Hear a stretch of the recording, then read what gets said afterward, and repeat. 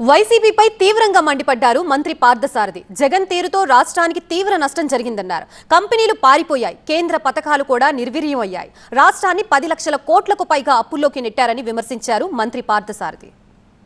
నీ ఆదాయం ఏదో బటన్ నొక్కే కార్యక్రమాలకి వాడావు, లేతే బకాయిలు పెట్టావు, ఉద్యోగస్తులకి బకాయిలు పెట్టావు. హోటల్ మేనేజ్మెంట్లో గ్లోబల్ కెరియర్ ప్లాన్ చేస్తున్నారా? అంతర్జాతీయ చదువు, ఫారెన్ జాబ్ ఛాన్స్ కోసం ఇండియా నంబర్ 1 హోటల్ స్కూల్ IIHMలో జాయిన్ అవ్వండి.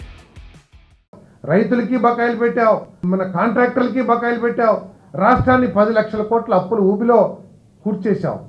అది పక్కన పెడితే ఈ రాష్ట్ర ప్రజల అవసరాల కోసం కనీస అవసరాలు, త్రాగునీరు కానివ్వండి, డ్రైనేజ్ కానివ్వండి, రోడ్లకు కానివ్వండి, కేంద్ర ప్రభుత్వ ప్రాజెక్ట్ ఏదైతే ఉన్నాయో CSS project, centrally sponsored schemes ఏదైతే ఉన్నాయో దాదాపు 93 స్కీమ్స్ని నీ చేతకానితనం మూలంగా, నీకు ఒక అవగాహన లేమి మూలంగా, లేతే నువ్వు ఎవరి మాట ఎన్నుకోకుండా నువ్వు ఒక దుర్మార్గుడిగానో లేతే ఒక చక్రవర్తి, నీరో చక్రవర్తి లాగా పరిపాలించావు. కాబట్టి అవన్నీ కూడా ల్యాబ్స్ అయిపోయి ఈరోజు ఆ ప్రాజెక్ట్స్ ద్వారా ఈ రాష్ట్ర ప్రజలు పొందాల్సిన ఫలితాల్ని నువ్వు అడ్డుకట్ట వేసావా లేదని అడుగుతా ఉన్నాను.